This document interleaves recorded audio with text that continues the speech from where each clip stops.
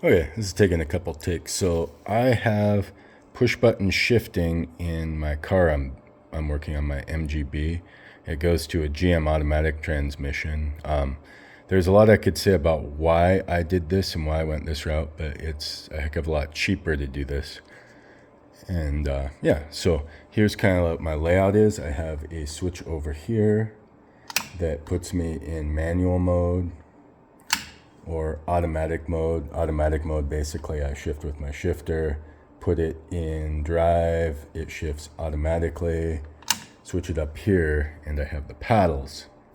Now what I just did is I hooked up to this setup. You'll see there's a couple wires. I need to figure out a way to hide them, or maybe I just leave them out because race car. But basically the positive lead of my voltmeter goes to this inline right here, and this line takes a 5-volt signal, which pretty much any sensor uses, and goes through this switch and then takes it back to my little transmission controller back here.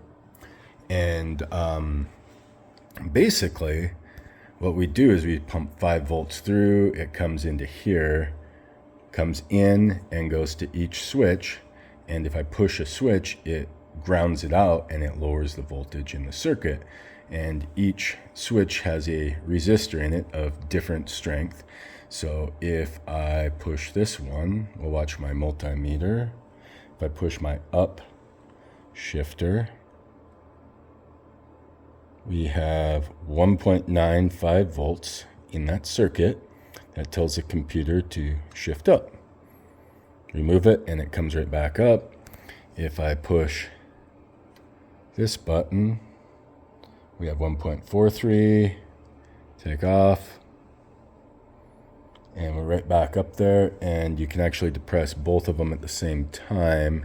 I don't know if my hand's big enough to do that, but I have 0.99 volts, and I enter that into my tuning software right here, which is connected to my Pi that's going to be permanently mounted under the dash.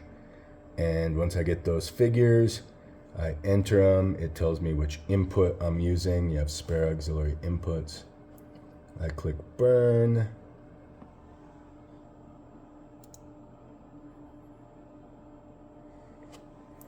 And now, when I get it running, I should have the option to toggle between automatic operation for like cruising around or tuning the engine, just kind of doing troubleshooting, driving on and off the trailer. I don't want to mess with it, to manual mode, where my computer is shifting when I command it immediately.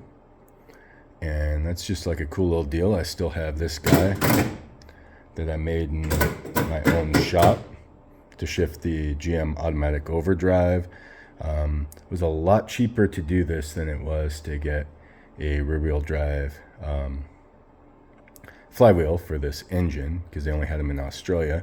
If you look up here, I still have a hole in my firewall that I probably want to fix, because fire coming through there would not be a good thing. I don't intend to catch fire, but one rarely does.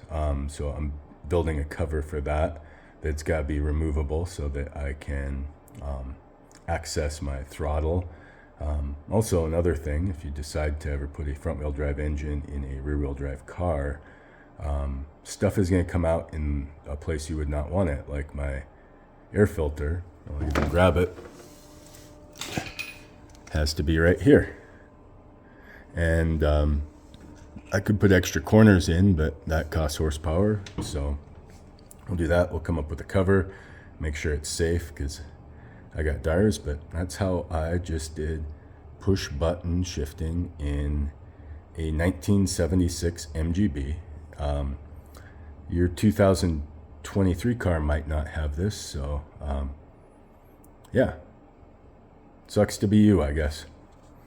But I guess I don't have ABS or a windshield, so I guess there's minor trade-offs.